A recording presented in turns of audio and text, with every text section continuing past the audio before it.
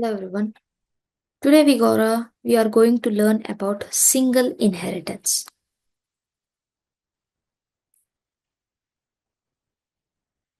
So this single inheritance occurs when a class inherits from only one parent class.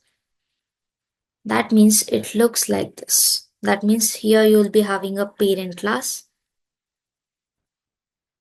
and you will be having one child class. Okay. So the child class can inherit the property of a parent class. That too only one parent class.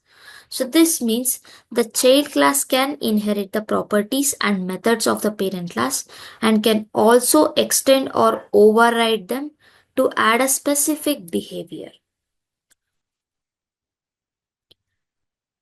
So it is important to understand that single inheritance establishes an relationship, meaning that child class is considered a type of the parent class. So for example, if we have a vehicle as a parent class. So this vehicle is a parent class.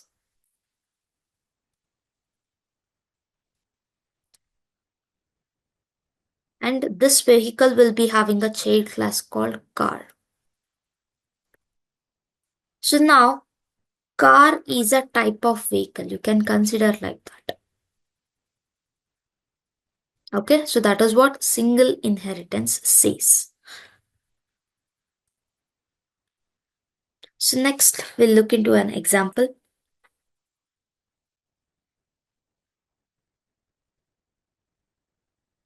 Okay, so here I do have a example where the class is animal. Okay, so then this particular animal has a property called speak, and when it calls for speak, it will print it as a animal makes sound. This complete thing is a parent class. So this complete thing is a parent class. So first we define a class called animal. Okay, so inside the animal class there is a method called speak.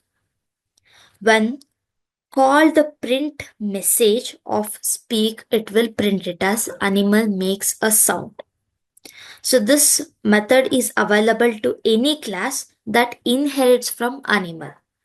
So then I'll be defining a child class here. So this particular part is a child class which inherits the properties from animal. Okay. So we are defining a class called dog here and we are giving a properties animal. So we are taking a properties of animal, that is parent class. So the dog class has its own method called bark. When this method is called, it will print dog barks. So by inheriting from animal, the dog class automatically has access to the speak. Okay. So then after that, we will be creating an object. Okay. So here, this is how we create an object. Dog equals dog. Okay.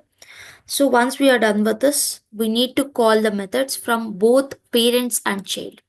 So if you are calling dog.speak means it will fetch the value of speak, that is animal makes a sound. Then if you use dog.bark means it will fetch the value, that is dog barks.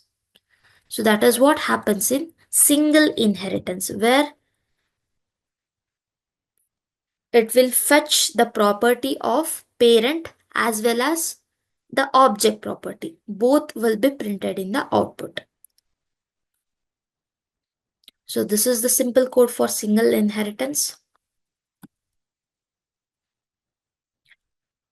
Okay. So these are the advantages of single inheritance. The first one is code reusability. So when it comes to code reusability,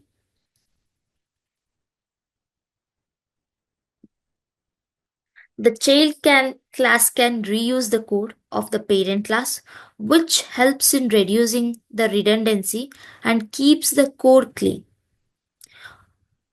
So then the simpler design. So single inheritance simplifies the design by having a clear parent-child relationship with one parent class.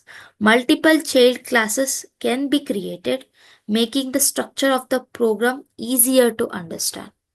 So then the third advantage is easy maintenance.